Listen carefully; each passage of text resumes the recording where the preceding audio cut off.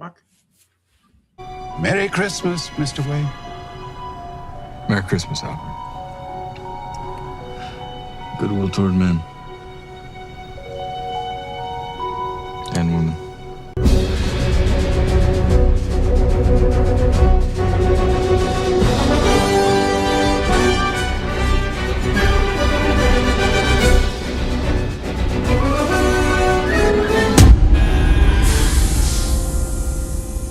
Air brakes. Let's get this party started.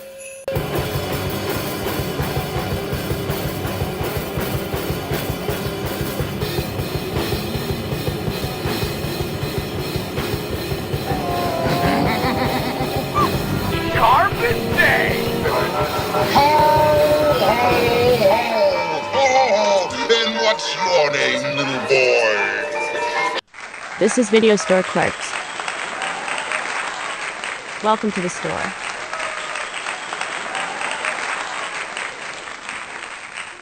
Hello there, Internet. How are we doing today? It is Tuesday, 10 p.m. So you know what that means. It is time for the Video Store Clerks Podcast. I am Dave. I'm Chad Mang. I'm Chuck. Nasty. Mr. Penguin, you are not on the screen. I mistook me for somebody else for a minute. Mr. Penguin. Yeah, that was weird. A penguin is a bird that cannot fly. I am a man. I have a name. Michael Cobblepot. Nice.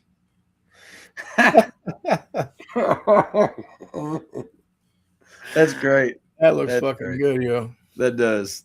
Nicely done. Again, we are your Video Store Clerks. Tonight, we will be talking about the 1992 classic sequel, Batman Returns. But before we dive into that, let's jump into some news.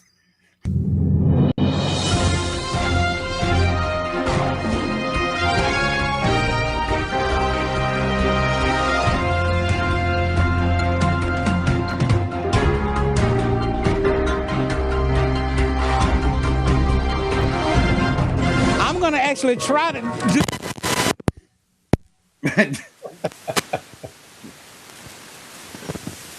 You're gonna try to skate badly. Well, Jabari, I hope you're okay out there. Progress. I think that might have been a little bit of progress. I think he just broke his hip. The only progress I see is in Gotham City with me as the mayor. Got my vote. He got to vote for the Penguin. Or Oswald. Michael Cobblepot. As we start things out, as we usually do on the news, with the top 10 block office movies. I got to turn you off the screen. I ain't going to be able to concentrate. Got number 10, Predator Badlands, at 1.8 mil this week, doing 88.3 mil the last 5 weeks. And number 9, Durandar. First week out, did 1.9 million. I didn't meant to look that up, but I forgot all about it. Duradar. I guess it's a. It could be some other shit. I don't know. Number 8, Hamnet.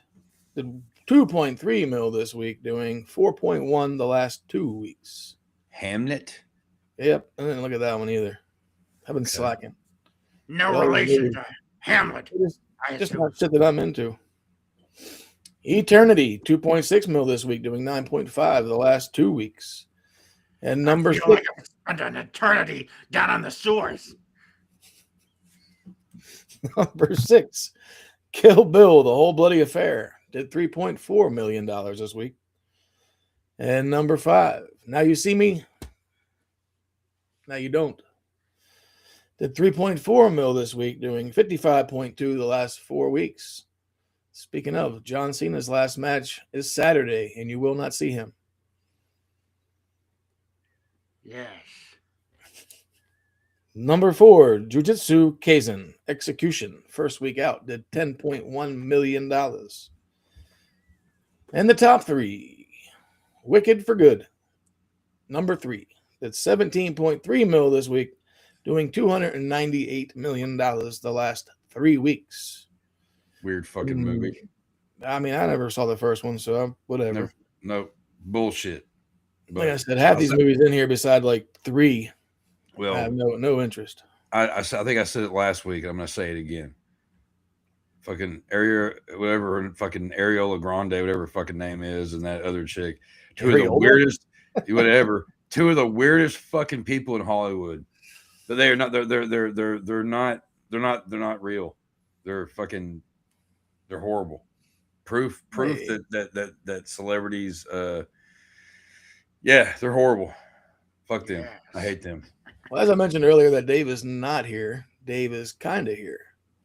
He said we look amazing. I think Chuck. Because we are amazing. Where am I at? Number 2, Zootopia 2. Did 43.4 mil this week, doing 221 mil the last 2 weeks. And the number 1 movie, Five Nights at Freddy's 2. Nice. Opening weekend is $64 million. Chuck, you and little Daximus had went and seen that, correct? Yeah. Yeah, we saw it this past Thursday. And yeah, it was good. Yeah, it was really good. It was a good time. There wasn't many people there, which was also really good. The movie had some good jump scares, which was awesome to see Dax kind of like jumping and then laughing after, you know. There were some creepy moments in it too, and a couple of interesting death scenes. Of course, they don't go too graphic with it, obviously, but they get the point across of what's happening, and it was good. I liked it. I'm curious about the third one because they're definitely going to make a third one. I know, like a lot of the reviews weren't great. That's fuck reviews. Go see for yourself. It's a fun time, and like I said, like, you know, I there's not much I really give a fuck about when it comes on to Blumhouse anymore. But it's a movie my kid really digs, so it makes me want to like it even more. And it's a fun one. Yeah, and anybody that goes and sees it, stay after the credits. Yeah, I think that most of the negative reviews that they were getting were from critics who didn't really understand. I think the film is more for the fans of the video game. Yeah. So they appreciate it a lot more. Oh, definitely. And there was also Matthew Lillard obviously is back in it, and Skeet from Scream, Skeet Ulrich, he's actually in it. So, and from what I was told by my oldest, he's going to end up being a bigger part probably in the third one. Oh yeah. So pretty cool. His boys are back in town. Right. Yeah. So it was cool. It was a good time. Oh yeah. Well, there you go. Go check it out. Be part of the 64 million and add to that next week, because I know it's just going to keep going up from there. Oh yeah. I'm for it. And now in some regular entertainment news, Sam Raimi and Jordan Peele do a collab of Portrait of God, which is a YouTube short by Dylan Clark. So they're going to come out with their own little take on it, and it should be hopefully decent. I think both of them are really good writers and directors, and they both are into some creepy shit. So we'll see what happens. I'm curious. Me too. Yeah. The Simpsons 2 was put on delay and will not come out until Labor Day in 2027 instead of, I believe it was July. It was supposed to come out. It won't be till September. Oh, that sucks. I am looking forward to that one. I like the first. I love The Simpsons. Longest running show. It's relevant, and it just always cracks my shit up, man. I love that shit. So I'm excited for whenever that happens. Oh yeah. The Simpsons aren't going anywhere, that's for sure. They keep telling the future. Right? Peacock has a new series coming out. They're going to turn Clue into a television series. So we'll have to see how that works out. That's interesting. I'm curious about that. I always love the game, and I love the movie. So, Bro, I just I'm watched the curious. movie, I think, last week or the week before. So good. I love that shit. It is. I forgot how funny it really was. Yeah, I really hope they do. I really hope they do it justice. I hope it's not a bunch of stupid shit. Whatever stupid shit is, I don't know. But when you see it, you know it's stupid shit. And I hope they don't have any of it in it. Right. Yeah. And then rumor has it that Avengers Doomsday is going to be a sequel to Avengers Endgame. So they're really fucking up the MCU now. God, I'm so glad I don't give a shit, or I'd probably care a lot. Like, I don't even exist in the MCU. Those were like the last ones I thought were good. All the other ones that came after that were pretty much garbage. But they just keep pumping that shit out. I prefer DC. And more sequels we didn't even ask for is Men in Black 5. ugh. Yeah, let's see what happens there. Because I don't think I even saw the last one. So some kind of weird. So like Will Smith's in it and everything. I'm assuming. That's funny. I wonder if this is just continuing his mental breakdown in public. If you remember correctly, a few months back, he released a song and was in the middle of someplace in Europe or some shit, and he started playing the song in the middle of a crowd of people, and no one gave a shit. And he was all hyped up. It was really sad to watch. That's because it's a Will Smith song.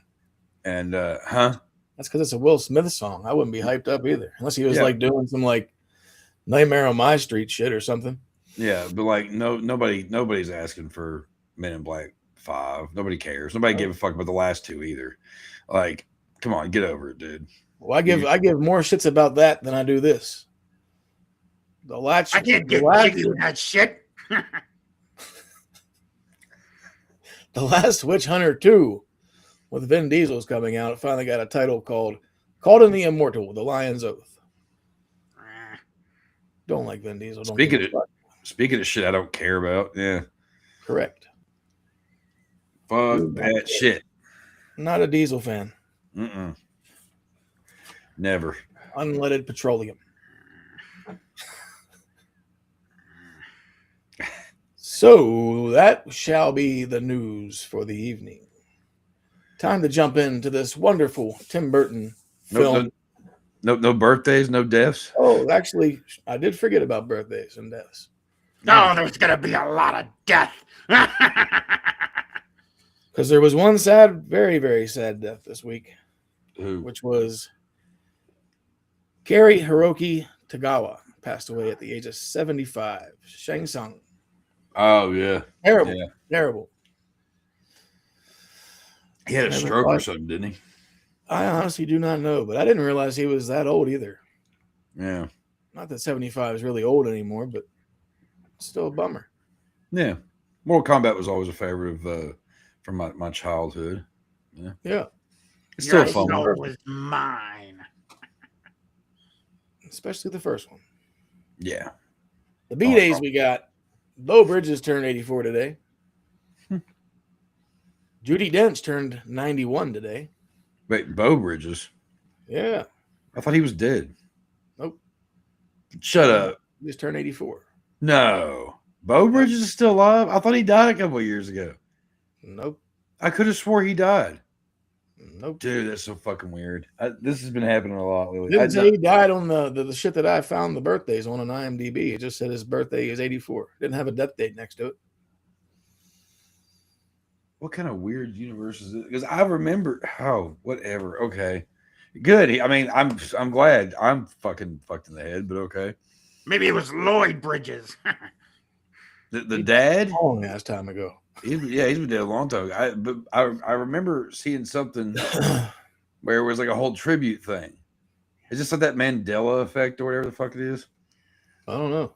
I mean, he might be dead. Who knows? They just didn't put it on there. So in my book, he's still alive. He's kicking it. Just like this man, John Malkovich, 72. Yay. Oh, yeah. It's crazy. Just like the older, like we don't realize how old we're getting. And then you fucking see that shit and you're just like, damn, he's that old already? All right. Well, then I'm losing my mind. No, he's still alive, apparently. So, there we go. Good. That's good for him. Yeah, that's fucking weird for me though. Good health to you, sir. There you go. All right. Now, let's jump in to the 1992 Tim Burton Batman Returns. This movie came out on June 19th, 1992. Runtime 126 minutes, fairly long, but it does not play out to be that long. It's a quick watch, I feel. $50 to $80 million budget, doing $266.8 million in the box office. Great score by the man, Danny Elfman again. Came in and killed it. Special effects wizard Stan Winston pulling off the lovely Joker makeup. Cannot beat it. And what's even better about this movie, so I was like looking at the timeline of this shit. The movie starts out 15 days before Christmas. So that's technically tomorrow. Huh. Well. So this is the night before the movie takes place. Fucked up. I was like, how the fuck did we pull that one off? We don't even try sometimes. Shit just happens. It was meant to be. It was. But this movie is, like I said, it's a quick watch. Going back and rewatching it, I haven't seen it in a long ass time. And I may say, I think I like this better than the 89 Batman. Man, I've been saying it. I was talking to a few people today about it, and I just love that Joker. I mean, it's just fucking, it's tough. I'm torn. If it wasn't for Jack Nicholson being the Joker in the original, like Batman Returns would be my favorite. Because it's definitely dark. It's definitely a Tim Burton movie. It's got a great plot, great characters. The feel, the look. It's what I miss about. It's so fucking Batman good. movies. Yeah, so fucking good. It's got Tim Burton style written all over it. Oh yeah. Yeah. So gothic, so dark. And the funny thing is, like, he didn't even want to do it. No. Right. Like, neither did Michael Keaton because he don't like sequels. No. They had to pay him like double. Big what he bucks. did in the first one. $11 million. Yeah. Shit's fucking nuts. I'm glad they did. Me too. And then I'm glad they let him have control over the script because this would have been a lot different of a film. Yes. A lot different. Because it was I supposed think to take some of the original scripts were saying that the Penguin and Catwoman were going to go hunting for treasure or some shit. Yeah, under Wayne Manor. What? Yeah. That sounds like a plot for the animated show, though. Look at it. It picks up right after the first one. Like they're selling bits of the fucking Batwing in stores and shit because it wrecked all over the street. And then they were going to introduce Robin in this one, played by Marlon Wayans. He already casted and he was supposed to be in it. Fitted for the outfit and everything. Yeah, they wrote him out. Good. I knew you'd like that. Yeah, because that would be horrible. Like, regardless if I can't stand him barely or not, this movie is perfect the way it is, and it definitely did not need Robin to come in. I agree. But there was no Max Shrek. It was supposed to be Harvey Dent. Harvey Dent, yes. It's a lot different. But then they brought along Shrek, and then he got his name from Nosferatu because the actor's name was Max Shrek. Count Warlock, yes. So that's pretty dope, man. Like, but I'm just so glad they changed it. Yes, because I think they were saying that at the end, whenever Max gets electrocuted, it was originally going to be Harvey Dent, and that's how his face was going to be all mangled for the third film. Yeah. Well, I'm glad they didn't go that route. Yes. Right. And you got the star-studded cast of Michael Keaton, fucking DeVito, Michelle Pfeiffer, Christopher Walken. Fucking love that shit. Yeah. And you got the cameos in the very beginning of the film with Paul Rubens and fucking Diane Salinger. Yes. That shit was crazy. And then I saw that, like, I was watching some shit and it said, like, originally instead of Paul Rubens, they wanted Burgess Meredith to do it. Yes. But he was real sick because he was starting to get real bad. And like he just got finished. I think he was about to start filming Grumpy Old Men, or he just got finished. Yeah. Because that came out in, I think, 93. But yes, for the uninitiated, Burgess Meredith was the original Penguin in the TV series. Yep. So they would have had him as the Penguin's father. But it's Paul Rubens this time. And how fitting, the tie-in to Tim Burton and Pee-wee's Big Adventure. You have Pee-wee and you have Simone reunited in Gotham, married, giving birth to a little boy that's deformed, who's a little different. No flipper hands. Little flippers. No, but then you got the dude that always stuck out to me in that movie Ghost, fucking Vincent Chiavelli. Yeah. Like he always sticks out. Like he looks like no other. And then I didn't realize either that Doug Jones was in this. The dude that was in the fucking Hellboy shit. He played like the water guy. Hellboy, he's Dr. Satan. Yeah, him too. Yeah. Because we were really? Because we were saying, I know the one that we were talking about remaking the Creature from the Black Lagoon, and we were talking about having him play Creature. Yeah. Like I think he'd be a dope ass Creature. Yeah, I think this is one of the breakout roles for Doug Jones. I mean, he didn't have a big role as the skinnier of the two clowns, but this was definitely a launching pad for him moving forward. Yeah. There's also an appearance. One of the thugs in this is also one of the thugs that was in Jason Takes Manhattan. That old girl gets attacked by in the alleyway. The Indian guy with the the guy from fucking hair. whatever TV show that Renegade. Catwoman. Yeah. Yeah, there's a guy that played Renegade. That's who I'm painted up as. I think it was Renegade. It was one of them fucking cop shows back in the day. Yeah. And then Rick Zumwalt, what you know from Over the Top. If you don't know Over the Top, shame on you. But he was the guy that arm wrestled fucking Sly at the very end of that film. He's a professional arm wrestler that turned into an actor. He's a big motherfucker. And then the great, he's a strong man, right? Yeah. Yes. And then you got the great Andrew Benyaski, who played Leatherface in the Texas Chainsaw remake. He was Chip, Christopher Walken's son. That's where I knew him from. Yeah. It was bugging me too. That's why I had to look that shit up. Because I was like, that motherfucker looks familiar. I kept looking at him and I was like, man, he almost has the way his face was. I was like, he had that build. He kind of almost has a less fucked up face as the guy from Maniac Cop. Yeah. You know what I mean? And I was like, I know that face from somewhere. Okay, that makes sense. Okay, good. Yeah. Awesome. I could just looked it up, but I was lazy about it. Yeah, that's one of my favorites going back, as there's a lot of people that doesn't realize that Chip Shrek is Leatherface in the 2003 Texas Chainsaw Massacre. Yeah. So 10 years before, cool he was fucking... see him way before then playing Chip Shrek in a very different role. Very different. Yeah. Well, then they had like a lot of different runners up for Catwoman in this shit. Like it wasn't just a Michelle Pfeiffer. Like first they were talking Meryl Streep, and then like Annette Bening actually had the fucking job, but then she got pregnant. Yeah, she had the role. Dennis Quaid's kid.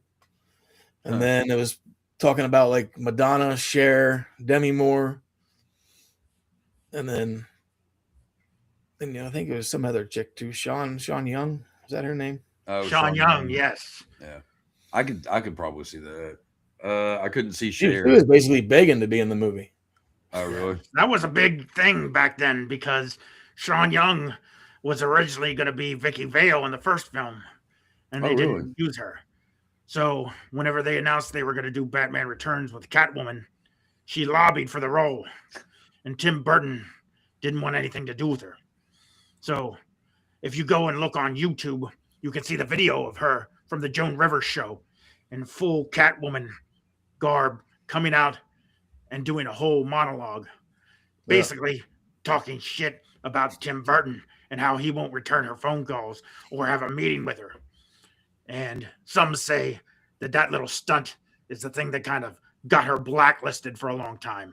Oops. Until Ace Ventura, of course. I was going to say, yeah. Finkel. Well, wasn't Michelle Pfeiffer supposed to be Vicky Vale as well or something, but she was dating Michael Keaton at the time. There were talks about it, but yes, Michael Keaton and her were involved, and he didn't want it to seem like it was favoritism. Plus, he was trying to get back with his wife at the time, or his ex-wife at the time, rather. So there was a lot of back and forth, but they ended up going with Kim Basinger, obviously. Yeah, poor Michael Keaton. Rah. In a relationship with Michelle Pfeiffer, on-screen woman. She's gorgeous. I always thought she was gorgeous. Even in Scarface, like I don't know. She's just cute. Even now, Yeah. she's still, she's adorable. She's hot, but she's like, the cute chick. I love her in this role.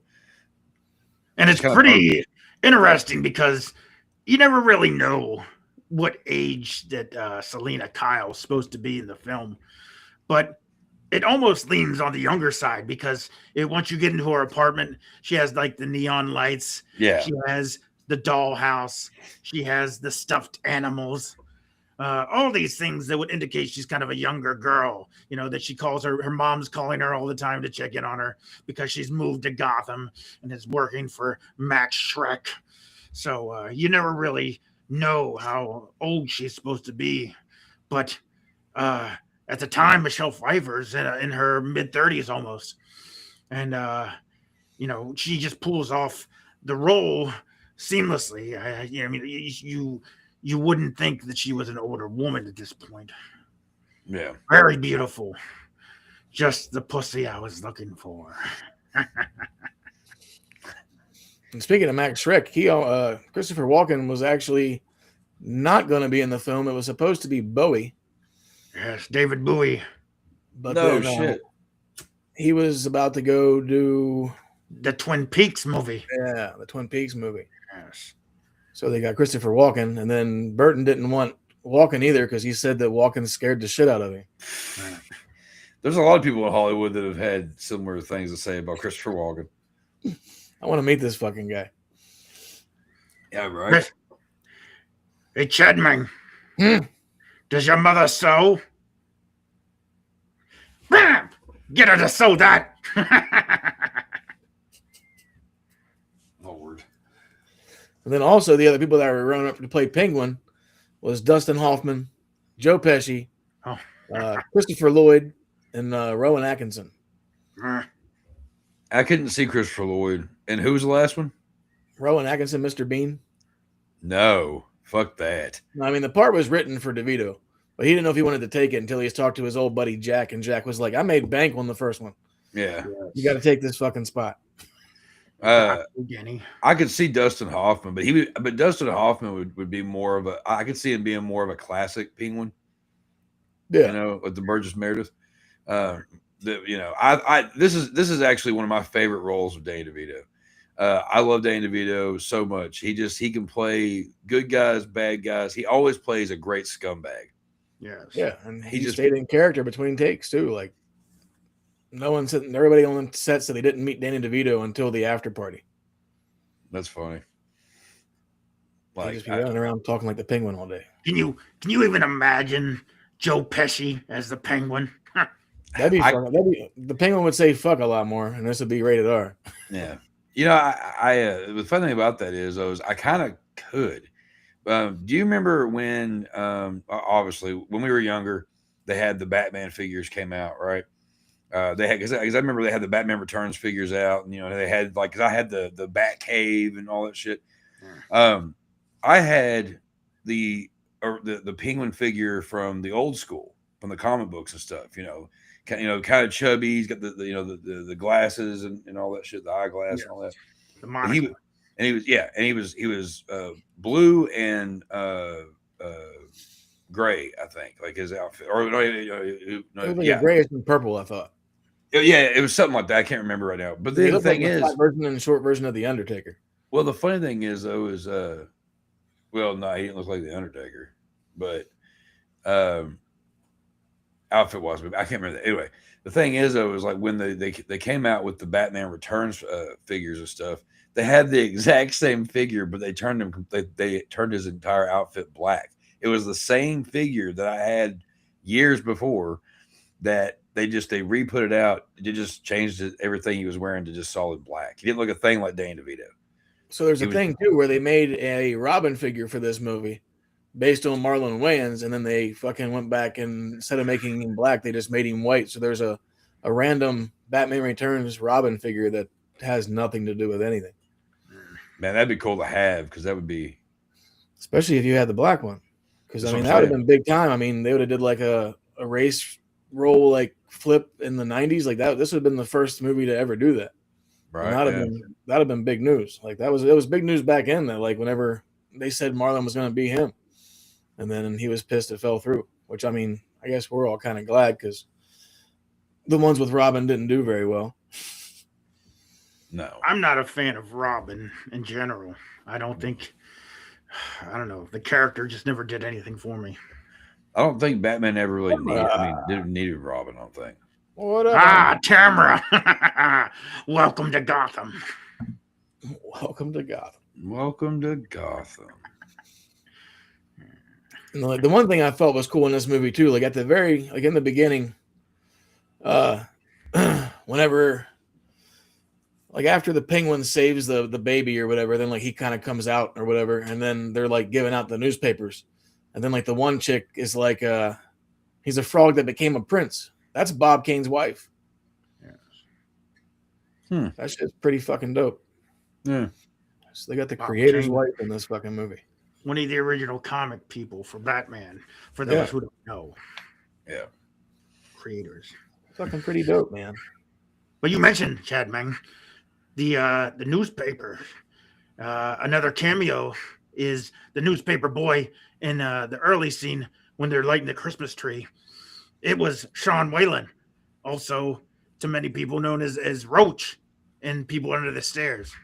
Oh yeah, that's right. Yeah. Didn't even recognize him. Yes. So a lot of fun cameos in this film. Yeah. Should Dave? Oh fuck! Glad to be here. I love this movie and I love the makeup jobs. Well, we're glad you're here and thank you. We love this movie too. Yeah. It's part of our road to Christmas. I love it when these kind of movies, like comic book movies, actually like they don't stick completely to the script. I know a lot of people get pissy with that, but like like Penguin, he's more disgusting looking in this than he ever has looked in the comic books. Like he is exactly kind of how you figured he would be in real life. Well, they said McDonald's was pissed because of how grotesque his character was because they were making figures for the film. I remember I used to have like all that shit. I was obsessed. When the first Batman came out, I was hooked, and I already got into comic books around that time too. And then when this came out, man, I was through the roof. I love this fucking movie. And then they came out with Batman Forever, and I was like, oh, that was something. That was something. Like I wanted to like it. And then I got older and rewatched it. And I was like, no, that's garbage. That movie is hot garbage in a lot of ways. Yeah, the Schumacher ones aren't very good. No, it's better than the fucking Batman and Robin movie, though. It is. And as tame as this film seems to us nowadays, back then there was a lot of controversy. They thought it was too violent, too dark. Yeah. Oh yeah. I mean, the whole concept, the whole story plot of the movie is really fucked up. The firstborns and all that shit. Like and that's what I love about it. Is it controversial, and just completely like I don't know. I love the fact that it had so much controversy around it because of how dark it was and everything. And because the original Batman was dark too. I mean, in the beginning, you got a family just fucking giving up their kid and throwing it in the fucking river in a bassinet. Pretty dark, like he looks like I'm gonna throw him out in the fucking stream here. I admit I love Michelle Pfeiffer as Catwoman. Meow. Meow. I think we all agree. I remember when I don't know Halle Berry was banging, but that movie sucked. Yeah, I remember when my parents took me to go see this when I was a kid, and I remember thinking about how fucked up it was, like the whole thing with Penguin talking about what he was going to do to all the firstborns, and they'll find their watery grave, blah, blah, all that shit. And I was like, it's just fucked up. But I remember my mom saying something to me about it. She was, that movie was really dark.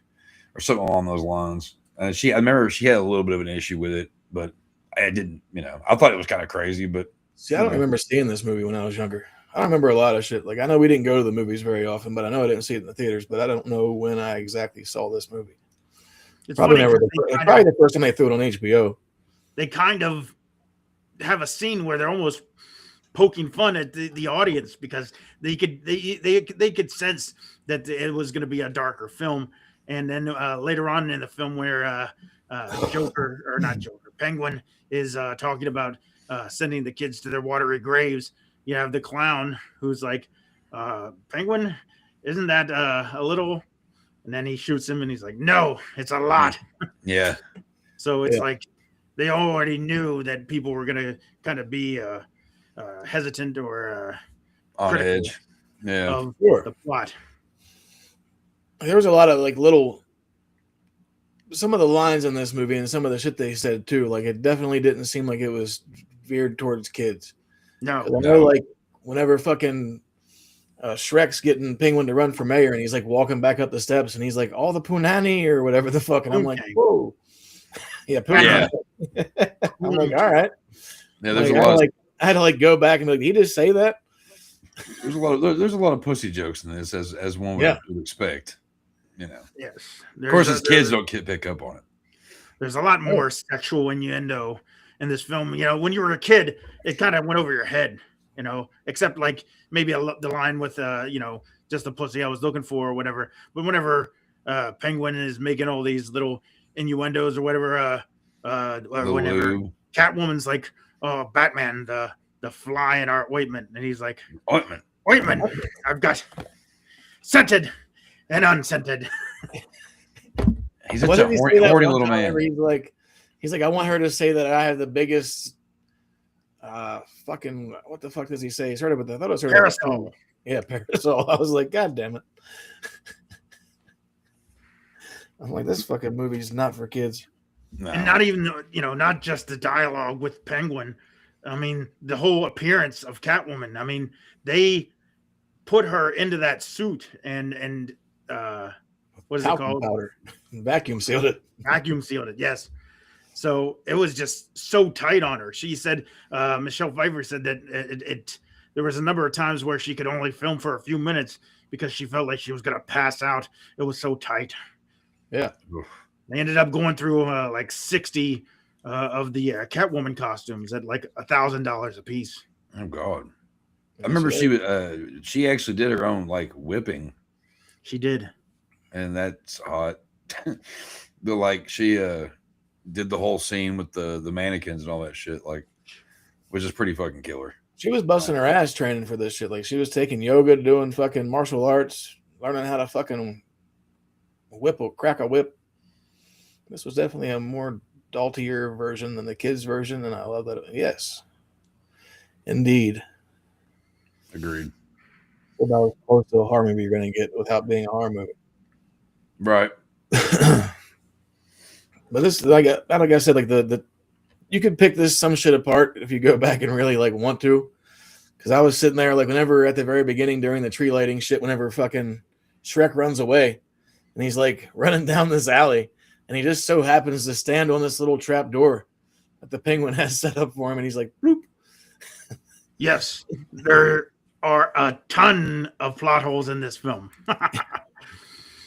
It's like, that's whenever they first decided to kind of like partner up a little bit. And then. Yes, because how would Oswald know that he was right there at that moment? He couldn't see through the sewers. Right. There's no way he's tracking him. Right. Maybe he just already kind of assumed that's where he would go. Nah. Oh, he didn't even know he was gonna run away. His security, again, small shit. Right. That's what I'm saying. You could pick this shit apart if you really wanted to, but what's the point? Take the ride. It's fucking good. I think that's what the biggest criticism is from a lot of people, because once you look back at Batman '89 and then go to Batman Returns, this is a little bit more cartoony or a little bit more over the top, not as serious, but I think it makes it that much better. Obviously, the plot holes I can't defend. There's a lot of stuff that doesn't make sense. How did they get the blueprints for the Batmobile, huh? You just don't buy them on eBay. Hell, 92, eBay didn't even exist.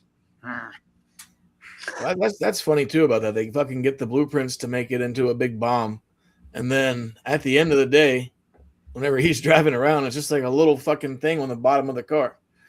So I don't know what they exactly were doing to this fucking Batmobile, but besides the fact, whenever Oswald gets into the trailer, how did he get a custom Batmobile that he can just I don't know, ride but around in such a short period of time? It's not like they're just on the corner that you can grab one. That thing would look so good in my living room. So it's stuff like that people criticize, and it's a fair criticism.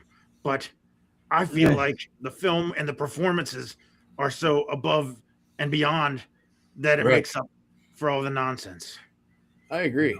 I mean, early on, even whenever they initiate the bat signal, and it shines to the Wayne Manor, and then all of a sudden you see in Wayne Manor there's a giant bat signal that shines into his like library or wherever he's sitting.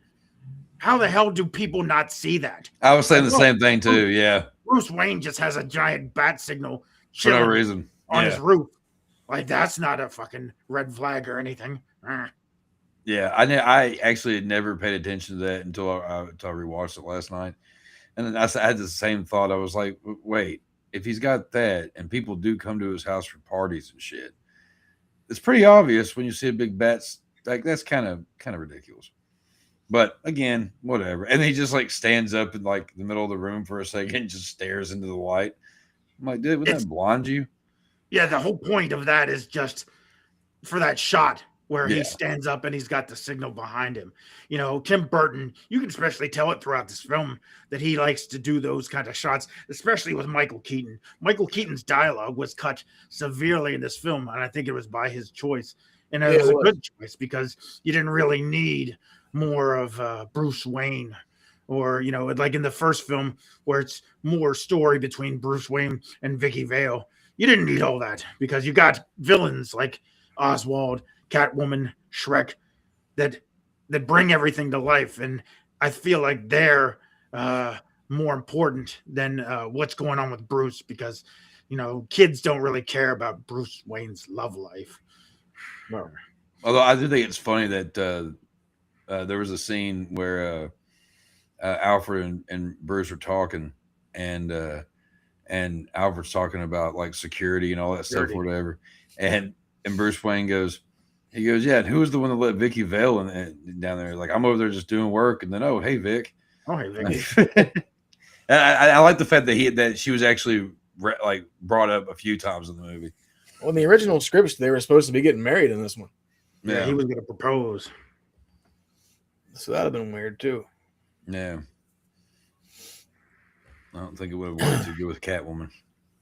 Yeah. The weirdos don't scare me. At least they're committed. You know what killed the cat? That scene fucking is great. Whenever he fucking pushes her out the window. Oh, yeah. He's like, what are you going to do? Just kill me? You can't just kill me. He's like, yeah, I can. It's a lot like that. Shoves her out the fucking window. Yeah. That's the best part is like he kind of like slow rolls her on the death because she's like, and then they're laughing, and then boom, just hits her. Yeah. And later on, he's like, I'll fucking push her out of a taller window. I don't care. Walker's pretty fun. She tries to blackmail me. I'll push her out a taller window. Until then, I got better fish to fry.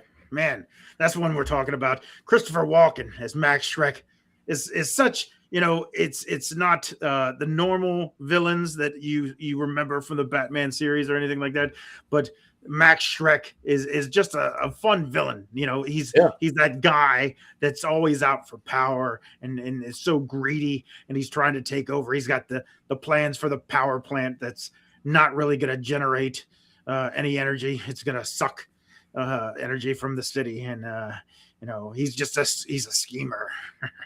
And Bruce already knows, and they're not going to allow it, but he has plans, and he thinks that by getting Oswald into office as the mayor, he would be able to get a lot more power and get things done his way. Yeah, Santa, afraid not. Santa Claus. Michael Keaton and Danny DeVito, of course. Michelle did a great job in this, and I love Tim Burton movies. I'm picky about Tim Burton movies, but yeah, this was a great one. I tend to like more than I don't. So. That is a great scene pushing her out the window. Walken was awesome. It's fucking so good. Like, I couldn't imagine if fucking David Bowie got that shit. Because fucking, I don't care what movie he is, and then like just Walken's delivery, even though it's fairly the same, just hits weird. Like, it hits different. He has a sinister eyes. He like owns the role. Yeah. Any role he plays. Yeah. And I love later on whenever Oswald's campaigning, and then Max is always just doing the Richard Nixon stuff. Like, yeah, you know, it's very apropos to his character. At least my nose isn't gushing blood. Yeah. That seems fucking gross though. He comes walking down the steps eating that fish. I always remember that shit. That scene stuck with me as a kid when he's when he's got everybody in there and they're all giving him like pins and all this shit and they're praising him and shit, and like he bites the guy's nose off. I remember that being kind of like fucked up. I was like, oh wow, and he's got blood dribbling and nobody's giving a shit really. Like, they're just letting him back to work. Yeah. And then like when the girl's like he's like, oh, would you like a pin? And he's like, I'll put it on. And she's just like and he's like walking up the steps and he's like groping young ladies. Touching them, reaching out, touching them. What does he say? Like, you're such a good role model for young people like me. And he's like, you're the hottest young person a role model could have. Right. It's like, what the fuck? But whenever he bites that guy's nose, the other person, the woman that's with him, that's the like image consultant or whatever, that's played by Jan Hooks. And she was the woman, another tie into Pee-wee's Big Adventure. Whenever Pee-wee goes to the Alamo, she's the tour guide who tells him there's no basement in the Alamo. Hey, is there a basement in the Alamo, Mike? Actually, there is. I've been to the Alamo, and if you go into the gift shop, there's a basement underneath it. So technically, there is. There you go. The one thing that cracks me up too is whenever fucking like Penguin sets up the little heist of the baby, and then like he snatches the mayor's baby, and the guy just kind of jumps in and you hear him say, "No, Mr. Penguin, don't hurt me," and he's just like, "Here." And like nobody begged a question like, what the fuck just happened down there? Him and his giant rubber ducky. Yeah, and it's clearly that it's probably somebody working with him. Right. But like, he got that kid back quick. He was just there. Like, okay. Yeah. But that shit always cracked me up. Well, that's the thing. You know, Penguin's never really emerged in the 30 years he's been in hiding. I mean, he worked with the Red Triangle Gang, the circus. He was he was the bird boy that whenever Bruce is doing the research on the circus. Yeah. So, you know, he's just kind of been biding his time, waiting for the right opportunity to come along. And now that he has dirt on Max, he can kidnap Max and then have him do a deal because he's got the toxic waste from his chemical plants and his old partner. Hey, remember Fred? I like when he makes him shake his hand. And then like Christopher Walken has it. He's just like, yeah. He's like, oh, all right. He's like, I saw all your plans. He's like, no, you didn't, because I would have had him shredded. He's like, he fucking like has them all taped up together. Imagine a little bit of time and patience. A lot of tape. Fuck you. Yeah, a little bit of time and a lot of tape.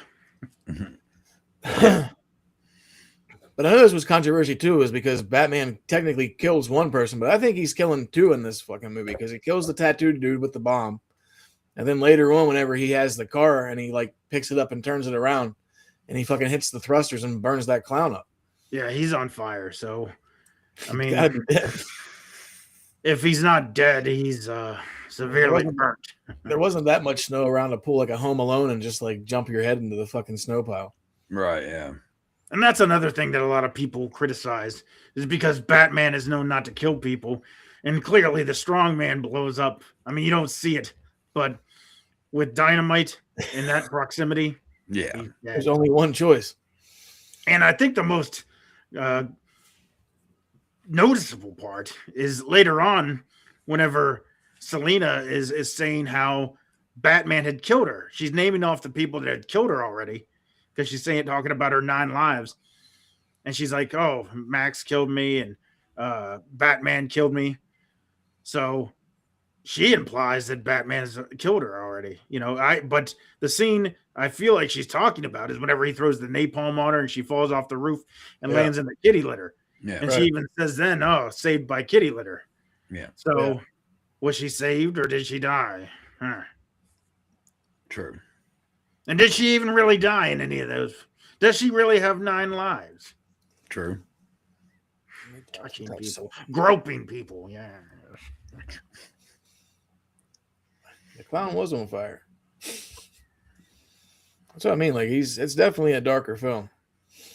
Oh, I get it. That clown is on fire. And I feel like it could have been even more darker. I mean, when the Triangle Gang is causing all the chaos and everything like that, they're shooting guns just all willy-nilly. You're trying to tell me that all those bullets miss people? Yeah. Right. Or even later on, whenever Oswald's campaigning and then Bruce starts playing that stuff over the speaker and people are starting to hear what he really said in the car or in the thing. So then they start throwing the tomatoes and the lettuce at him and shit. Like where the fuck do they get that? Yeah, and then he has the umbrella open. And he just starts opening fire on a crowd. You're trying to tell me nobody got hit? But he knows what he says though. He goes, "Why doesn't people always have tomatoes and eggs and tomatoes?" Yeah, eggs and tomatoes, and it's like all I saw was lettuce and tomatoes. There was lettuce too, but he said eggs. I didn't see any eggs though. I feel like that was a common thing back then when people would go to like some kind of political thing. If it was something they disagreed with, they would start throwing stuff at the campaign person. Could you imagine these days? It'd be a little safer. Right. I always loved all the Penguin's different umbrellas too, though. Because he has like the fucking gun ones. Then he has the fucking knife at the end, like whenever he's about to fight Batman. And then he has that one kitty one where he's like, I guess putting kids under a little spell and then like taking them or whatever. And then he has the best one was the helicopter. Like whenever he first runs into Catwoman and they're standing on that corner and she does all them backflips for no reason. And then she's like, meow. And they're like, hey, what up, bitch? And then they both try to chase her. And then he's like, I saw her first. And he fucking like makes his fucking like umbrella into a fucking little helicopter. That shit's great. Well, he puts it on her fucking throat at one point. No bacon. I don't want bacon. You lousy minx. I ought to have you spayed. You were sending out all the signals. Yeah, he's a little rapey. I saw that like they like filmed that scene where she's like walking around the birdcage or whatever. Like they apparently like I guess Burton took that from Frankenstein because he loved that movie. So he was just putting like different like little nods into certain movies and the whole thing. But then they were supposed to use a fake bird, and then Michelle Pfeiffer was like, "Nah, I'll just put this real one in my mouth." Oh no shit! Yeah, like that was apparently a real fucking bird. Well, there's two different stories. Somebody said Michelle, but I think it was ultimately Burton who had the decision. Who said it just if we use the fake bird, it just looks too fake. I mean, I'm sure it would have. Yeah, whenever that bird flies out of her mouth, that's a real bird. Yeah, that's funny. Nice kitty. Yeah. Good one. Look, he looks so cool, Mike. And I always thought it was odd that the Red Triangle people were just chilling upstairs in his room. Like we just hang out. Like why aren't they down in the lair or whatever? Like people don't see them coming and going. Like that's the gang that's been terrorizing Gotham. They're hanging out with Oswald Cobblepot. 2 and 2. Hello. They're just chilling. And then, you know, he comes back upstairs and Catwoman's just there. Like, they just let anybody up there. They didn't know who the fuck she was. They never met her. True. So there's a lot of stuff that you could just tear apart in this film. True. That should just pop up late. No, it happens. That's how everything happens on here. Even the podcasts that I watch, they pop up a little late. You know, like whenever they kidnap the Ice Princess and take her up on the roof, and she's standing there on the ledge, you know, why doesn't Batman just shoot his harpoon and pull her down? Or that's what I was wondering too. Like he did nothing to try to save her. Yeah, he didn't even try to save her at all. He's like, I don't care about this bitch. She just falls and he's like, whatever. Yeah, he's just watching. All the bats fly out of the Christmas tree. That shit looked cool though. See, I thought that looked terrible. That was probably one of the worst CG moments in the film. Was all those bats flapping around. It didn't look great. I'm just saying the idea. That was cool. I think it looked that bad. But I always wondered why he didn't like try to like shoot like a little boomerang thing and like wrap it around her and try to pull her up. Yeah, anytime like what even in the first film, whenever he goes over the ledge with Vicky, he has the thing. Yeah, that's what I figured was going to happen there with her, but nothing happened. She just falls in the box and fucking dies. But speaking of the boomerang fucking batarang shit, whenever he fucking like programs the shit, and then he throws it and knocks a couple clowns out, then the fucking dog just grabs it and he's just like, huh. Yeah. Speaking of, another cameo that a lot of people don't realize is the poodle, played by Darla. And if you don't know who Darla is, this is a famous poodle. All right. Do you remember Silence of the Lambs, perhaps? Oh, shit. Oh, yeah. Precious in the well. Not only that, but in the Burbs. Remember the I was old wondering. man's dog? Yeah. Beanie? Yeah. Weenie. Shitting on the yard. That was Darla. That's the same poodle. Huh. Oh, shit. I thought you were going to say that one whenever you first brought up the poodle. Yeah, I did too. I didn't realize it was all the same dog. That's a fucking pretty famous poodle. And then in Pee-wee's Big Adventure, the pink poodle, that's Darla as well. Oh, so shit. she had quite the career as a young poodle. Yeah. Is it Tim Burton dog? Could be. I don't know. Maybe. Quite possibly. I always thought it was kind of weird too that they kept like kind of like forcing, or not really forcing, but they just kept showing you how like Selena and Bruce have a thing going, but yes, it did Catwoman and Batman. And it's like they made out so many different times, you would think they'd know each other by then. Like the scene where they're making out on the couch and she like grabs his side where like he just fucking like fixed himself up because she clawed the shit out of him. Yeah. And he's like pulling her sleeve up and then she freaks out. And then like the best shit ever is whenever he's like, hey Alfred, tell her blah blah blah blah blah blah blah blah. And he's like, I got it.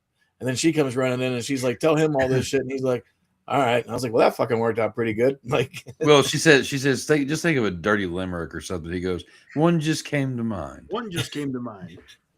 But that shit always cracked me up. Yeah. Oh, the boneyard. The legendary Michael Goff, who played Alfred in both 89 and Batman Returns. I always loved him as Alfred, man. He's a hell of a good Alfred. No. I did like in this one how like Bruce's little fucking secret things in the fish aquarium, and then he fucking jumps into an Iron Maiden and just takes it as a slide. He's like, you ready? He's like, I'll take the stairs. Right? It's like, I think I probably would too. Fucking hop in there and get fucking pin cushioned. Remember when Alfred serves him that white slop shit, and he's like, cold. He's like, fish it's soup or supposed whatever. to be served cold. He's like, oh. And then he's just like, whatever, and starts eating it. It's like when you think about it, it's something that he's apparently never eaten before, and Alfred just bringing him some random shit like, here, Bruce, eat this. This is what I wanted for dinner tonight, asshole. You will eat it too. Cold soup, no thanks. Right? That doesn't even sound appetizing. It looked like I don't know, clam chowder or something, but not good. I was cracking up watching this whenever fucking they're doing whenever Oswald's at the fucking whatever the hell they were doing, like the mayor thing, and then Bruce starts playing that tape of him saying like he fucked over everybody in Gotham, and he does the fucking DJ shit on it. Yeah. Like, how the fuck are you gonna scratch up a fucking CD like that? It ain't gonna work. No. He even had the Batman logo on his CD player. I'm like, oh, he's got the Bat player. I'm like, yeah, it's a little ridiculous like that. They said that even the like the boots that they show that Batman wears, they were Jordans that were just customized to make it look like boots. So, you know, there's definitely product placement and things like that. Yeah. I feel like the DJ Batman thing is one of those things where they're trying to make him look kind of cool. What That's else? probably the first year like CD, like compact discs, as they were referred to back then, like were really popping off too, like the early 90s, late 80s. Yeah. Like he used to come in them big ass fucking cardboard things that like this long, and then like the fucking packages like that. Yeah. We just killed a lot of trees in the 90s. Fuck it. Well, you gotta admit, I played this stinking podcast like a harp from hell. Nice. He did. Can't take you serious at all. But I did think it was funny, like the whole time, like Max is fucking scheming and fucking just trying to do everybody dirty to get his fucking like power plan or whatever fucking online. Michelle says hi. She has to work early. Well, tell her we said hello. Hi, Michelle. Hello, Michelle. No, but what the fuck was I talking about? You're talking about Max trying to get the power Oh, plant. yeah, like the only his legacy. It's what he leaves to Chip. Yeah, the only thing you see is like the only time you see like any bit of compassion is whenever fucking Penguin's trying to take his son. Well, the second time. Yeah, the second time. The first time. And Chip steps up and it's like, "Go, Dad, save yourself."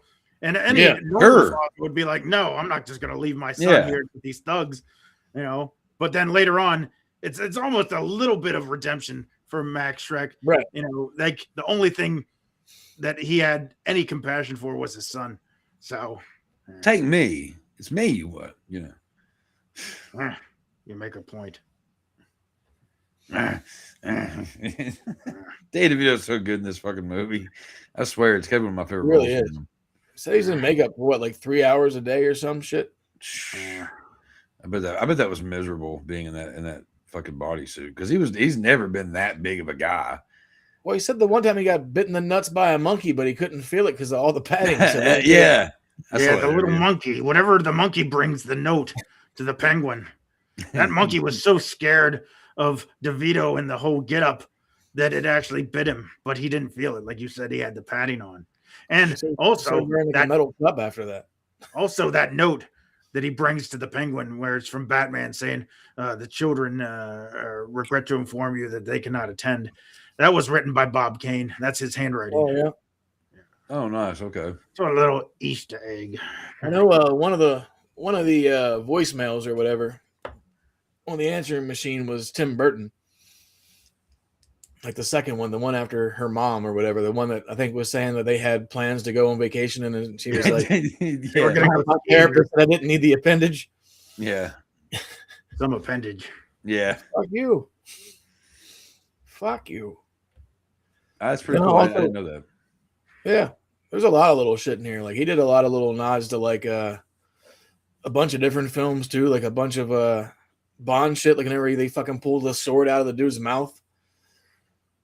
And then apparently in one of the Bond films that Walken was in, he actually ended up taking that spot from David Bowie as well. That was is it License to Kill? No, it was like A View of something, right? A View to Kill. A View to a Kill. Yeah. A View to a Kill. Yeah, yeah. Yeah. Then they said that he put like little nods to like Psycho in there and a bunch of other shit. I was like, that's pretty dope. And it sticks out a little bit too. Because I know like the beginning of it, oh fuck. I forget, so I won't even say anything. I'll just look even dumber. How you like me now? Penguin Bomb. How you like me now? How you like me now? The animal rights activists were not very happy with the penguin bombs. Oh. Of course they were. Because they flew in real penguins. Yeah. So like some of them were like real, some were CG, and some were just people in suits, like the really big ones. And then they were freaking out all because of the fucking penguin bombs. And I thought that shit was the dopest thing ever. Whenever you see about 400 fucking penguins running through the streets of Gotham with little fucking candy cane bombs on their back. That was something else about the toys. I remember that the penguin came with 1 or 2 penguins, and you could buy separate penguins, and I had a couple of them. My biggest question too is why are there fucking? I mean, besides him being there, but why would there be like 400 penguins in Gotham? It's not that fucking cold. No, this is another one of the plot holes. It's there's only it's fucking bananas. Like that's and like how is he controlling them? Like okay, he was raised by them and like he has the ability to control them, but then later on, Batman jams their frequency and makes them leave. Like what the hell's going on there? And plus, who put all the little bombs and shit on them? There's like hundreds of them. They had like the little fucking like aiming robotic eye things that like pop down. Who's arming all these penguins? That shit fucking is great. I love that whole scene though, because he like you can tell like whenever the penguin gets that little remote detonator thing, he thinks he's gonna like bomb Bruce with it or whatever. Then he doesn't realize like the penguin's like as soon as he pushes that button, they just start shooting rockets, and they're just fucking going all willy nilly, just blowing the shit up out of everything. Yeah. And then it blows him in through the window, and he falls back into the water. I believe it was Stan Winston that was telling a story that whenever they were kind of cleaning up the effects and everything like that of the like the penguins that were robotic, there was one of the real penguins that was cuddled up to one of the robotic penguins whenever they found it, and they said it was quite adorable. I can imagine so. Oh, I love a good penguin. Yes. One of my biggest beefs with the movie, though, is fucking the whole movie. Fucking Batman's getting beat up and blown up.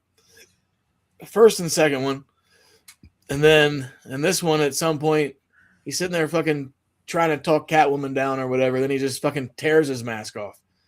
I'm like, yeah. Like, is it really that fucking easy just to pull your fucking mask off? Apparently so. I do like the scene when when they're dancing, they figure out who each other are. That shit is pretty funny. But like, it's outside and fight. Yeah. Like, did you know that mistletoe is deadly if you eat it? It's deadlier that's right, yeah. But a kiss is even deadlier if you mean it. Ah, I know you. So that was, I don't recognize you, from being like right in front of your face and kissing you and all that. And that was the thing. Like Batman is out, like patrolling Gotham, right? And he's trying to prevent this woman who's causing chaos. And he just stops like in mid-fight every single time. So he can kind of like, I don't know, flirt with her or, have sexual advances towards her. Just like she's like feeling. She's like, oh, I'm trying to find the man and the bat. Oh, there you are, and like obviously she's groping him or whatever. And it's just like, what's going on here? Yeah. Well, even in like the scene where they're dancing or whatever, he says something to her about being excited or something, and she's like, well, maybe half excited or some shit. Like he had like a semi. Semi. Yeah. I'm like, what the fuck? Yeah. Like he's pressed up against her pretty good, is he? It's definitely not a kid film. I figured the password was your dog, Geraldo, and I was right. Little Chihuahua. Out of all the names. names. You were just going through my private files, huh? Like how she calls herself and she's like, if you're sitting down, you need to get back to fucking work because Bruce Wayne shits tomorrow. And she's like, damn it. It's an Easter egg now, but at the time it really wasn't an Easter egg.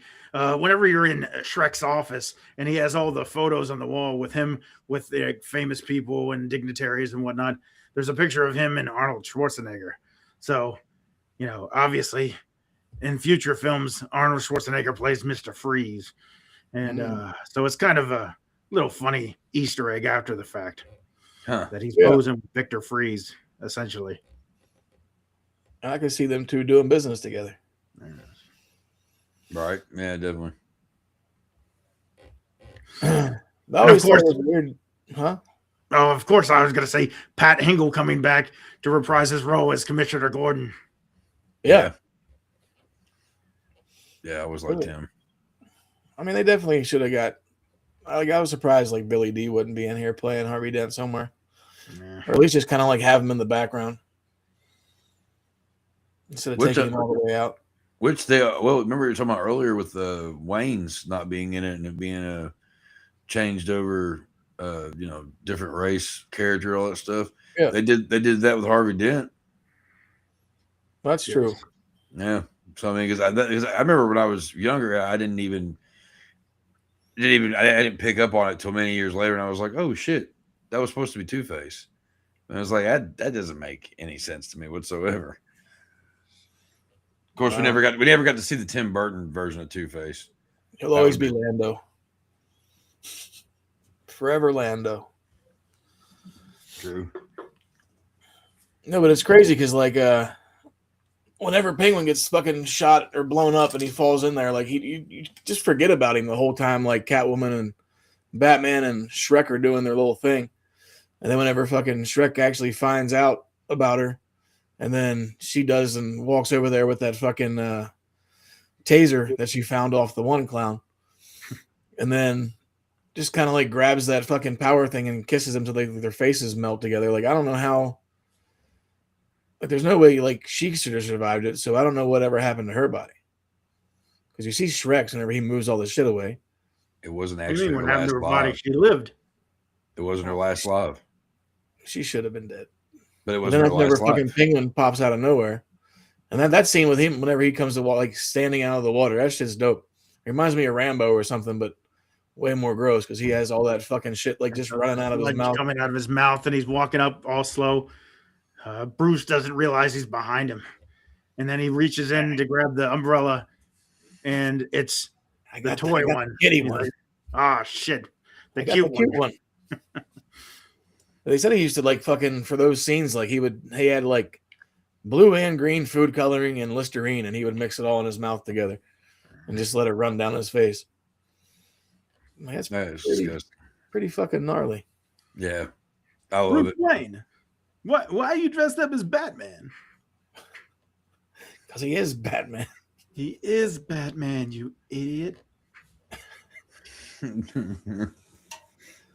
want that little monkey. Selena Kyle, you're fired. Right? Like I think you fucking missed that one. Yeah, he's like he's intimidated until he realizes who they are. It's like, oh, yeah. Well, you're fired, and Bruce, what the hell? Like, why are you dressed up like this fucking guy? But that was pretty dope too. Like, because like the Penguin's like, I need a cold glass of water, and he just fucking dies. Or did he? He did. And then like all the little other penguins come out and just like slide him down the slide into the fucking water. That's probably one of the worst looking things in the film because clearly, the penguins don't have a grip on his body. They don't have hands. The penguin pallbearers, they're just like shuffling next to him, and his body like slides into the water. But it's a little over the top. It's like whatever. And clearly they're dwarves dressed up as penguins. Yeah. But those aren't real penguins? No. Well, that's some bullshit. No real penguins there. No penguins were harmed in the filming of this movie. Well, that was another thing because penguins down there while all the shit's going on. Then you have the scene where Batman's coming in and he's in the what the hell is it called? The boat thing. Oh yeah, I don't fucking know. I can't remember what it's called. But yeah, he's flying through there in the tunnels, and then Penguin realizes he's coming, and he jumps in the big duck, and somehow the duck is just able to go upstairs like no problem. Yeah, so he goes up and he's out, and then Batman immediately like Just curves off flop. to the left and shoots out and flies out and it hits him. It's like, how did he even know that the penguin left the lair or that penguin was still there for all that they knew? He's like, left or right? I'm gonna go left and just fucking fingers crossed. Yeah, I mean, he leaves a lot to chance in this film. Wow. I mean, Bruce is just all over the place. He's killing people. He's not giving a fuck. He's trying to hook up with the Catwoman. And then he's just like, even after he knows she's Catwoman, he's still trying to like change her and be like, look, you can come, we can go home together. And it's like, what are you fucking doing? Like, this chick's fucking killing people too. And it makes sense. I'd love to live with you in your castle. It makes sense. It makes sense though, because it's Michelle Pfeiffer. Oh yeah. Hey, I know you're a villain and you're like kind of vengeful right now, and you kind of like want to do this and the other. But you know, if you just want to come back home, we can talk it out over a bottle of wine. It's cool. Yeah, that's the thing with this film. Michael Keaton is essentially playing like fourth fiddle, because to me, you know, the performances, I'd probably rank DeVito being the best performance, Pfeiffer the next best performance, Walken the next best performance, and then Keaton. That's kind of how he wanted it. That's why he took most of his dialogue out. Yeah. He was just, he already said that there was just a lot of talent on the set, and he didn't want to take away from anybody. Well, I mean, let's be perfectly honest. So like when it comes down to like comic books, all that stuff, like I'm not really crazy about comic book movies or whatever. But like I said earlier, I've always been a big fan of Batman, and fuck, let me lose my fucking train of thought. Oh, the one thing about Batman that through the comics, through the animated show, through the movies, everything that just always stand out is the villains. The villains are like the coolest villains ever. And like next to like Spawn comics, like so it makes sense that there was a movie where it mainly like, you know, it pays more attention to the villains, because honestly nobody's mad about it.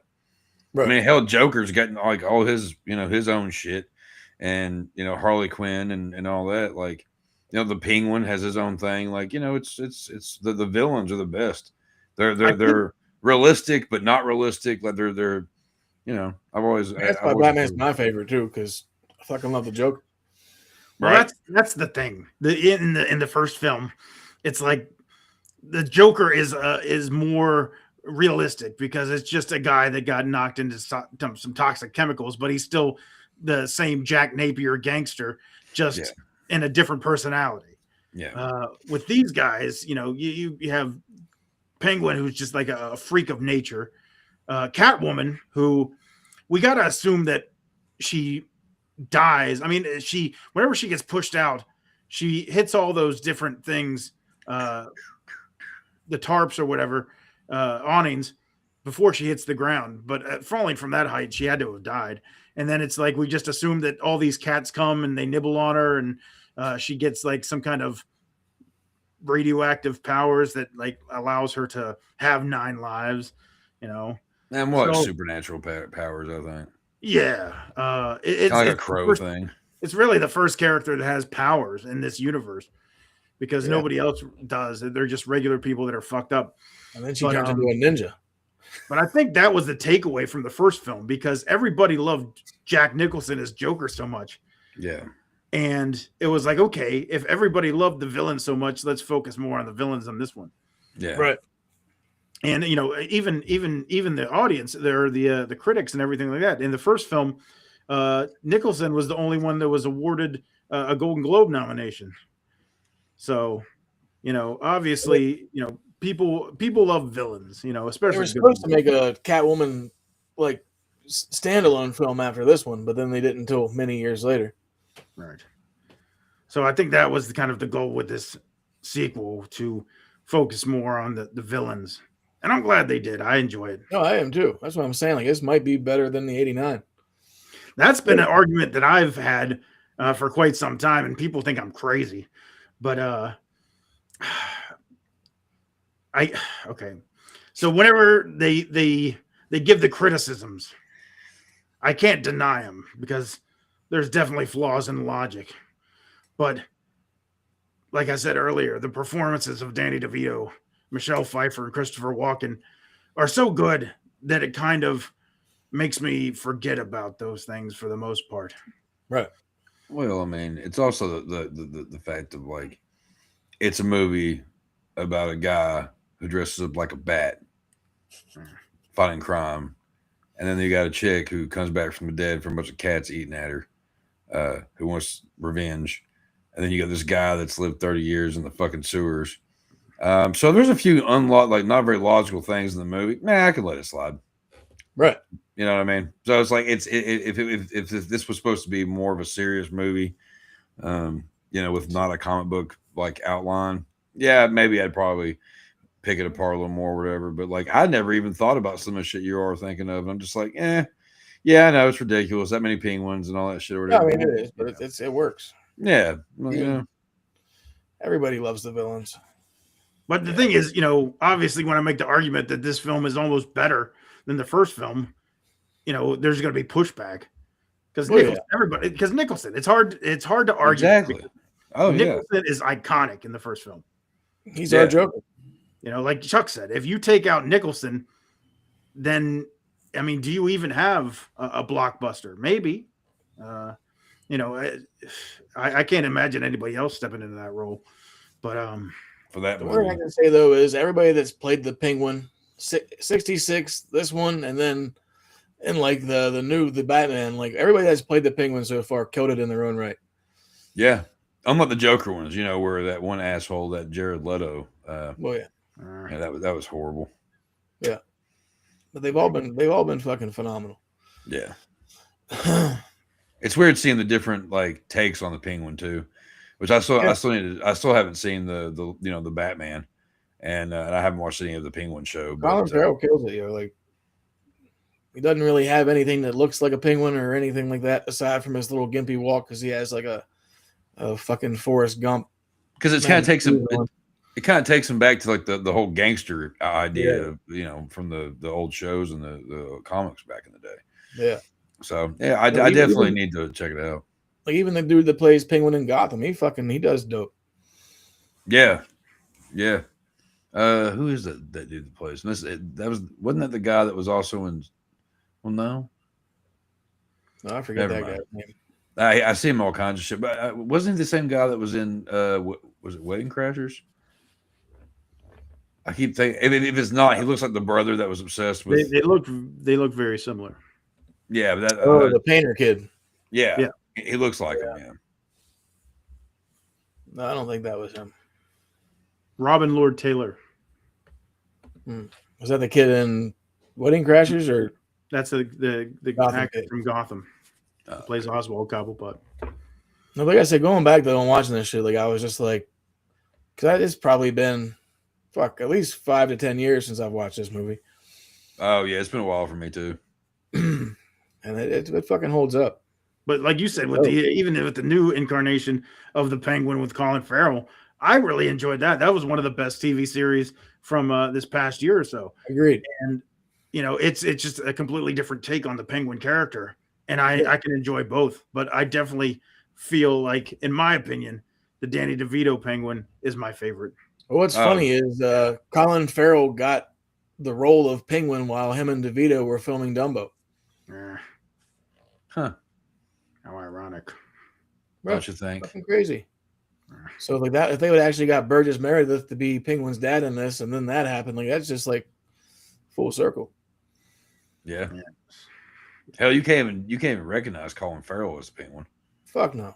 Like that's pretty impressive. Like, I mean, it's like, wow, you look like one of those old school gangsters in like the 1950s films and shit. Burn, baby, burn. Yeah, fucking Colin Farrell looking like James Gandolfini. Yeah, really. You know what I'm saying? No, but what else, you guys? Anything else you want to talk about this film? I think we nailed most things. Such a fucking good movie, though. Like, if you have not seen this, you definitely have to go check it out. And if you're not debating if it's better or just as good as the '89, then I don't know what you watched. Yeah. There's a lot of people that I've noticed that I've talked to about this that say the same thing. that if it wasn't for Jack Nicholson, the first one, this would be their favorite one. Right. Because, like me personally, I don't really, like I said, I haven't seen the newest one. I haven't seen Gotham. I haven't, all this shit. I've seen clips of this, that, and the other, but it's kind of like the Predator movies for me. I don't give a fuck about any of them except for the first two. That's just the kind of guy I am, and that's how I feel about this. I love the Tim Burton style. The cartoonish style of it was Schumacher, right? Yeah. But he did Batman Returns and Batman and Robin, right? Or Batman Forever, right? I think he did both of them. Yeah, and they just, I don't know, I just didn't like the feel of those because they're almost too cartoony. Well, that's the thing. They're real bright too. You go back and look at 89 and then Returns and then Forever and Batman and Robin, you can see it slowly progressing into more cartoonish, over the top stuff. Yeah. And I think that's the presence of the studio, because what they're pushing for is a film that's going to attract kids, because they know that's going to be their bread and butter. All the merchandising and everything comes along with it. Yeah, they over to Burton and say, "Oh, you can do your own artsy, dark version of Batman." Then that's not as appealing, and that doesn't sell as much as something that's more comic-y or more childlike. So you can see the progression of how it goes from a little, more of a serious film to subsequent films that are more over the top. But it's these performances, like I said, that make it so good. You have talent here that cannot be denied. And you add that with the fact of like Stan Winston, legendary, doing the effects and things like that. The Danny Elfman legendary score is always going to be top notch. So you put all those things together, and it's such a good film. So it's a great film. It's a wonderful film. Great acting. Yeah, you were so like this close. You sound like Donald Trump, like with laryngitis, like a few times. President. All thing you're missing is the hands. You got to do the hands. Cobblepot for president. Yeah, but yeah, no, I agree. It's well, it's funny because they almost took out like a lot of the ideas from the original script of this and threw them in the third and fourth one. Like, because before, like I said, they were going to bring in Dick Grayson, but like Penguin killed his parents, and then Bruce takes him in, and then they were also supposed to freeze Gotham in this one, but they did that with fucking Mr. Freeze in the fourth one. Yeah. Well, and also that's kind of weird though, is like, remember the whole thing about the nipples on the fucking outfits in Batman Forever? Like angry marshmallows. Yeah. I'm like, what the fuck? But yeah, and they were also there because like with that too, like it always annoyed me was the fact that in the comics, Joker kills Robin, and which there was 2 or 3 Robins in the comic. I can't, or in the comic books, I can't remember. But that was the Killing Joke. Huh? It wasn't the Killing Joke where he kills Robin, or was that a death to a friend, a funeral for a friend? No. It was a death in the family, a death in the family. Yeah. And that's where I'm pretty sure that was Grayson that was killed. Yeah, that was a dope ass anime. Yeah. Master Dick. Well, I'm talking the comic book, the graphic novel, but yeah. Right, but I mean, all the DC Batman films, like pretty animated solid films, are fucking amazing.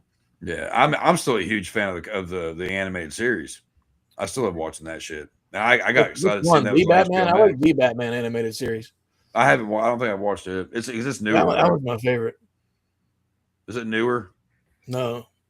I always just remembered like the animated series because I just remember watching that shit as a kid. That's where I just realized that Netflix is about to own all that shit. Fuck. They're buying up all the IP. Yeah. They bought up the DC universe. Son of a bitch. Any final thoughts on this loving, amazing film? Watch it. I love it. It's one of those ones I like to go and revisit almost like once a year.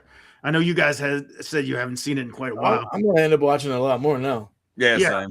Might be on my new Christmas list. If I don't try to make the argument for it being a better film, then it's almost equal to the first film.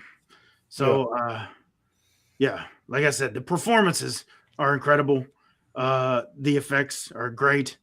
Even the dialogue. There's so many quotable things and so much fun dialogue. Just like simple stuff. Whenever Selena's like, talking to Max Shrek, she's like, how can you be so mean to someone so meaningless and stuff like that. And my favorite scene in the entire film is whenever Batman shows up after he's fighting off the Red Triangle gang, and he walks up and he sees Penguin standing there in the dark, and he's like, admiring your handiwork, and he's like, touring the riot scene, gravely assessing the devastation, upstanding mayor stuff. And Batman's like, you're not the mayor, and he's like, things change. And then Batman's like, what do you want? And he's like, the direct approach. I love that in A Man in a Mask. And he's like, you don't actually think you'll win, do you? And he's like, things change. And then it's such a good, back and forth between the two characters. And then on top of that, you immediately have Catwoman backflipping into the scene, and both of them like turning and looking like, who the hell is this? And then it's just like, meow. And then the Shrek department store blows up, and it's like, you have almost like a Mexican standoff between the three characters, as they meet up. And it's, like I said, the back and forth dialogue just between DeVito and Keaton there. And then the appearance of Pfeiffer. That's probably my favorite scene in the film. So that's good. Yeah. So much good stuff. And I can't say enough good things about it. And like I said, the performances. Oh, top notch. My hat is off. Put that shit back on. All right, fellas. Let's see what kind of clip the generator has worked up for us this week. Maybe something for the holidays. It just might be. Just as long as it's nothing to get us fucking slapped on the wrist. Let's check it out.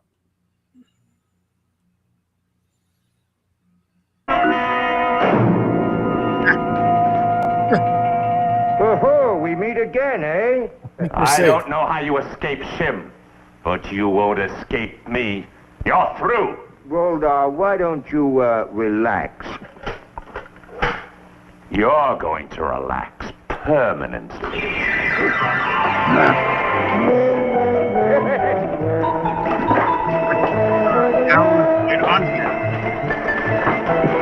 This is horrible. Yeah, I don't think I ever watched that, or will I ever want to watch that. No, this is so bad. That like some of the ideas that people have, and back then especially, like what? Fucking bonkers. Let's run some Christmas ads for these folks so they can figure out what they want to get some loved ones over the holidays. Yeah. True. Ho, ho, ho, everybody! Laser Trading Company is on YouTube. Head over now to check out some of the videos from Mike's travels and experiences. Don't forget to subscribe. 8,900 and growing. Thank you all. Laser Trading Company is also available on eBay with various merchandise and collectibles. Hundreds of great holiday gift ideas. That's Laser Trading Company to all, and to all a good night. You bit off a little more nasty than you could chew. Now you got to deal with all the nasty coming down your throat.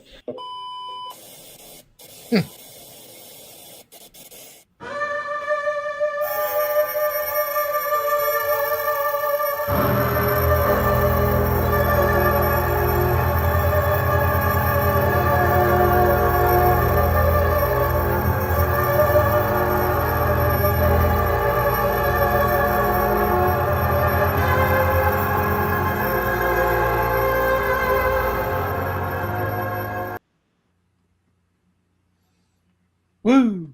The wonderful works of the Chuck Nasty. Make sure you get yours today on the Amazon. Nice little stocking stuffer. And I gotta add real quick. I have a book coming out in January on Evil Cookie Publishing with my buddy Robert Essig, who's a friend of the shows as well, called Of Flesh and Metal. That'll be in January sometime. And then I may be having a little release out at some point this month, maybe, hopefully, called 24 Hours of Violence. It's a pretty quick read, pretty wild story, and everybody should keep a lookout for that. And definitely go to Chuck Nasty on Facebook and keep up with all the details as they come in. Hell yeah. Hell yeah.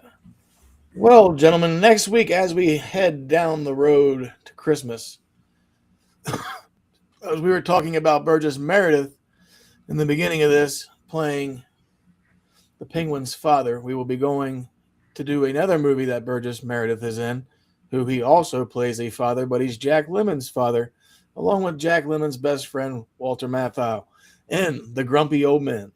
Hell yeah. So next week, get your fishing poles out, get your beer ready, and let the neighbor wars begin. I'm quite excited. See, Tamara's in. Oh yeah, you should keep a lookout for it. Book. But yes, I'm quite excited to revisit Grumpy Old Men because it's been quite a while since I've seen that film. Same. And now that I'm older and there's more things I can relate to, I think we're gonna have a lot of fun with it. I just watched it last week and forgot how funny. I used to watch that shit all the time, and now I'm really excited to get back into it. I always love both of those movies. Yeah, they're fucking great. Yeah. So that's going to be our show for this week. But before we go, I just want to say thank you to all the subscribers. Keep watching. You give us the inspiration to move on. We just hit 701 today. So keep watching. Tell your friends. Have them subscribe. Like the videos. If you want to have us bullshit about some movie that you love, hit us up in the comments on our Facebook. Let us know what you want us to do, and we shall do it. So until then, we will see you next Tuesday.